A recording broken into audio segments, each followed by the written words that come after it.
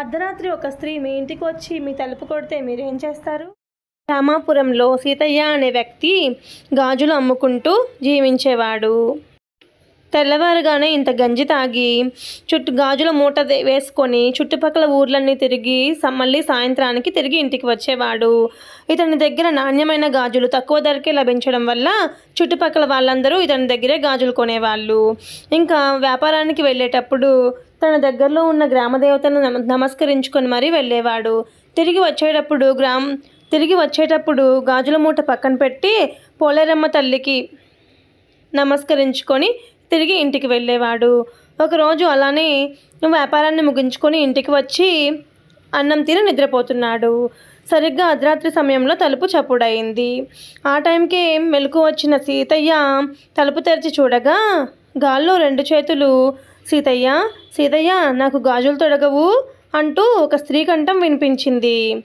ఈ టైంలో గాజులేంటో అనుకుంటూ వెళ్ళి మంచి గాజులు తీసుకువచ్చి ఆ చేతులకు తొడుగుతాడు. గాజులు తొడగగానే ఆ చేతులు 2 మాయమైపోతాయి. తర్వాత రోజు కూడా సరిగ్గా అర్ధరాత్రి సమయంలో మళ్ళీ తలుపు చప్పుడయింది.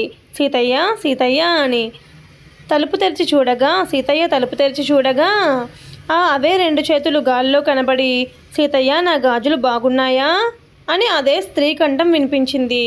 నీ చేతికి గాజులు చాలా బాగున్నాయి అని చెప్పి వెళ్ళి పడుకుంటాడు.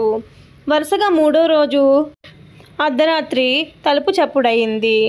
సీతయ్య సీతయ్య అని ఆ స్త్రీ కంఠం వినిపించింది. నిద్రమత్తులో ఉన్న సీతయ్య వచ్చి తలుపు తెరిచి అమ్మా నీవెవరు? రోజు వస్తావు, నా గాజులు బాగున్నాయా అని అడుగుతావు. ఇంతకీ నువ్వెవరమ్మా? నన్ను ఎందుకు నిద్రపోనీయకుండా రాత్రిపూట ఇబ్బంది పెడుతున్నావు? నువ్వెవరో నాకు తెలియాల్సిందే అని అడుగుతాడు. సీతయ్య నేనెవరైతే ఏంలే కానీ నా చేతులకు గాజులు తొడిగిన నీకు ప్రతిఫలంగా ఏదైనా ఇవ్వాలి అనిపిస్తుంది. నీకేం కావాలో కోరుకో సీతయ్య అని ఆ స్త్రీ కంఠం వినిపించింది. నేనేం కోరుకుంటాను తల్లి, 4 ఊళ్ళు తిరిగి గాజులు అమ్ముకునే సత్వ నా కాళ్ళకు ఉంది. కష్టపడి నా భార్య బిడ్డలని పోషించుకుంటాను. నా మనసెరిగి నడుచుకునే నా భార్య, నా మాటని జవదాటని నా పిల్లలు నాకున్నారు. ఇంకా ఇంతకంటే నాకేం కావాలి తల్లి? వాళ్ళకి ఏ కష్టం రాకుండా చూసుకో తల్లి, అదే నాకు 10,000 అంటాడు.